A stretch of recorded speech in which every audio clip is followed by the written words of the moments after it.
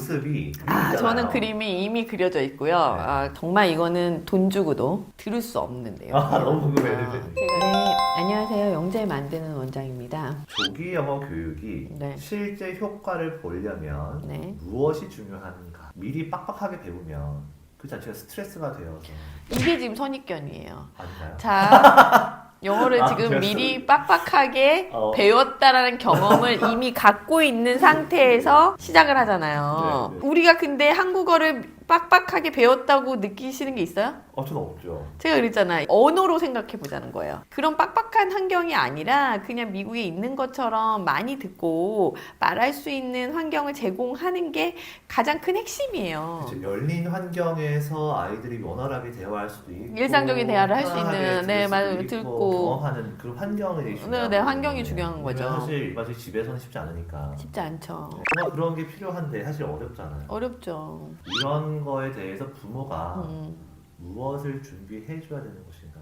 그러니까 뭔가를 지식을 넣어주고 하겠다는 생각에서 좀 벗어나서 스스로 아이가 그 환경에서 지적 호기심을 갖고 할 수 있게끔 제공해주는 환경이어야 된다는 거예요. 이제 사실은 저 같은 경우에는 뭐 영어를 잘 못하니까 아이는 근데 영어를 잘했으면 좋겠고 같이 뭔가 하고 싶지만 사실 너무 어려운 거죠. 뭐 어렵죠. 영어 책을 딱 피게 되면 멈추니까 어떻게 읽어줘야 할지도 모르겠고. 그래서 그때처럼 배우는 영어는 십몇 년을 배워도 원어민하고 대화조차를 못해요. 그쵸. 저희 선생님들을 이렇게 뽑고 면접을 해보면 미국의 대학을 나오셨어요. 근데 이제 인터뷰를 해요. 안 돼요.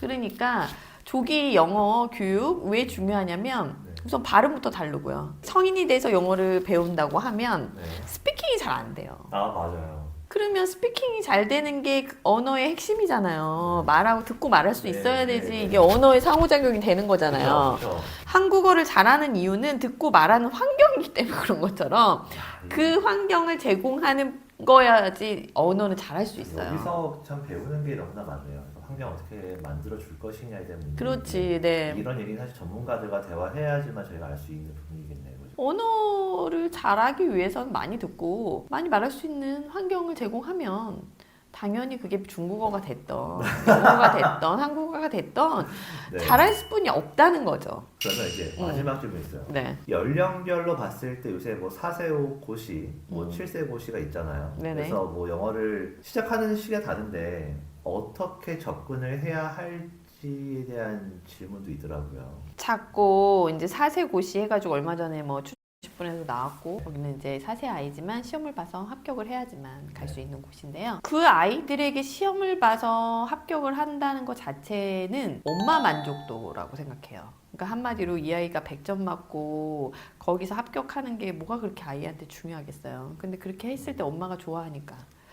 근데 그 스트레스가 어마어마한 게 성인도 생각해보면 비교하거나 평가받는 걸 상당히 힘들어요. 근데 벌써 4세 아이들이 비교하고 평가받고 있잖아요. 그러면 그 아이는 당장 지금 영어를 잘한다 해도 장기적으로 봤을 때 영어를 좋아할 수 있을까요? 너무 싫어하겠죠. 그렇죠. 아까 영어 네, 과목 네. 얘기했을 때 이렇게 힘든 걸 어떻게 반복적으로 뭐 해야 되는지 막 그런 거 고민하신 것처럼 가장 중요한 학습의 동기부여는 호기심이에요. 재밌어야 돼요. 그게 기본적으로 된다면 4세든 5세든 7세든 좀 더 빠르게 가는 아이가 있고 좀 더 더디게 가는 아이가 있겠죠. 그건 이제 개개인의 차이라고 봐야 돼요, 저는. 스타일이고 네. 정말 실질적으로 아이가 스트레스 받지 않고 배워야지만 좋은 부분이 스트레스는 좀 있긴 하죠. 뭐냐 안 들리니까 그거를 알아듣기 위해 또 불편하니까 말을 할 수뿐이 없는 환경이었을 때 스트레스를 좀 받긴 하겠죠. 그러니까 공부는 무조건 재밌지만은 않아요. 힘들고 어려운데 내가 해낸다는 성취감을 통해서 자기주도 학습을 만드는 거거든요. 그러니까 무조건 재밌고 즐거운 걸로 엄마가 가겠다.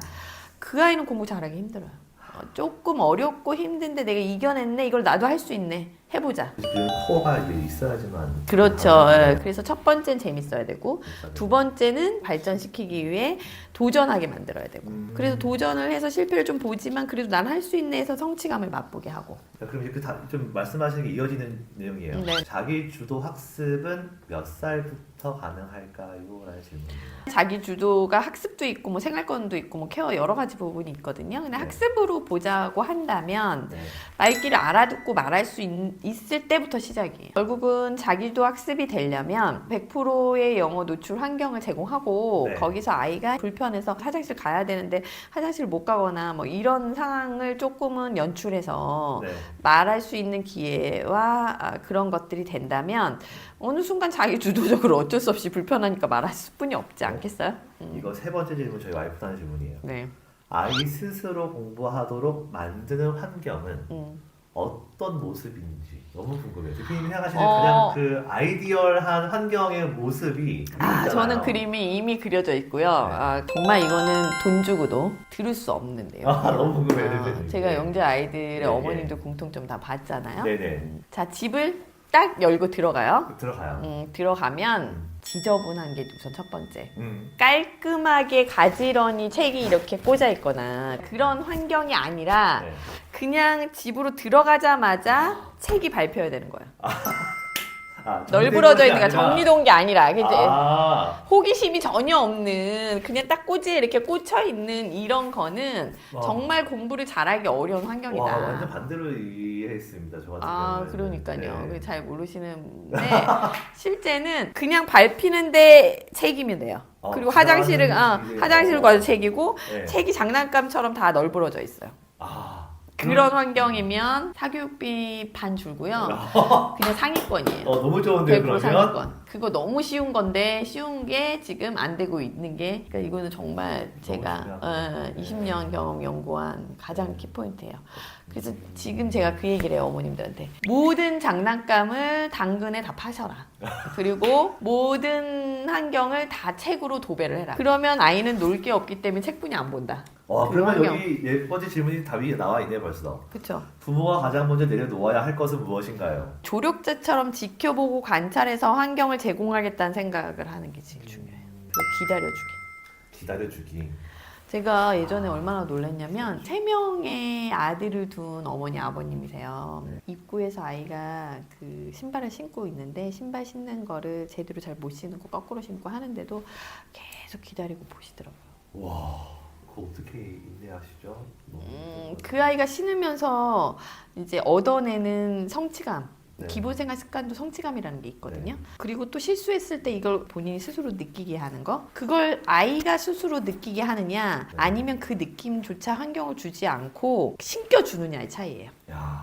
엄청난 어마어마한 차이를 만들게 해요. 실패를 해봐야 경험을 토대로 다시 성공이라는 걸 하는 것처럼 아이는 태어날 때부터 기본적으로 걷진 못해요. 근데 걷기 위해서 우리가 얼마나 많은 것들 넘어지면서 경험을 하면서 터득하냐는 거죠. 그런 작은 거 하나하나가 이 아이의 성취감과 자신감을 만들어요. 그래서 기본 생활 습관 첫 번째 자기 스스로 밥을 먹고 그 다음에 양치질을 하고 이런 것들을 대부분 도와준단 말이에요. 그거는 아이의 성취감을 방해하는 요소예요. 빨리 먹여주고 싶고 기다리는 거 힘들고 스마트폰 주고 이제 엄마 좀 편하게 먹고 싶어서 하는 그게 아이의 사고력과 이제 앞으로 자기주도적으로 하는 거를 상당히 막는 요인의 하나라고 생각해요. 그러면 결국은 좋은 습관과 환경이에요. 핵심은 그러네요. 어떻게 보면 우리가 알고 있는 걸 수도 있는데 그걸 하지 못하는 거죠. 자, 그럼 이제 대표님께서 우리 학원에 대한 그런 홍보를 과감 없이 해주시죠. 지금까지의 그 영어 어학원하고는 완전 차별화된 커리로 시작을 했어요. 제가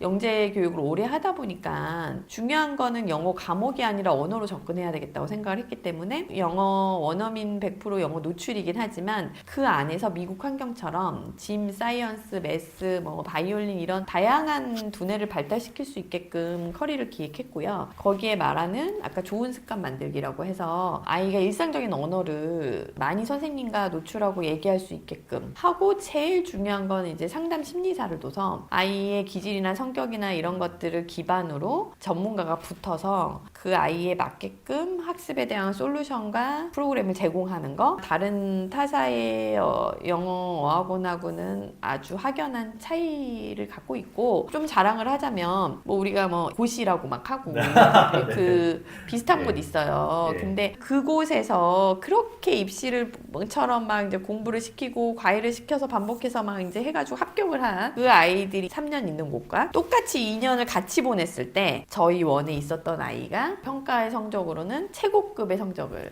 받았거든요. 와, 몇 점 정도가 되길래? 2년 차였는데 이제 SR이라는 이제 평가제가 있어. 르네상스 러닝이라는 이제 미국 프로그램을 해서 이제 객관적인 평가를 하는 건데요. 거기서 2년 차 아이를 4.8에 졸업을 시켰죠. 그 정도면 정확히 어느 정도?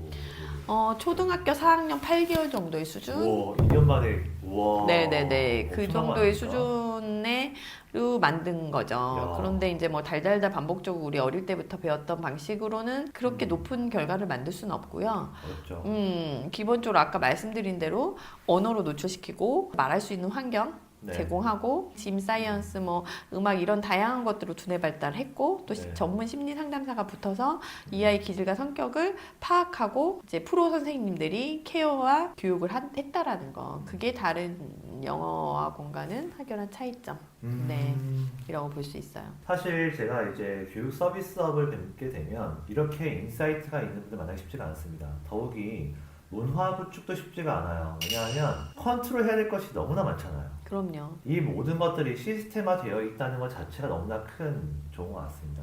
혹시라도 궁금한 것이 많으시다면 저희가 고정 댓글 안에 대표님께 연락드릴 수 있는 링크 드릴 테니까 궁금한 점 있다면 언제든지 주시면 감사하겠습니다. 혹시라도 또 저희가 연락 주시면 저희가 또 도움을 드릴 수 있도록 하겠습니다. 네, 감사합니다.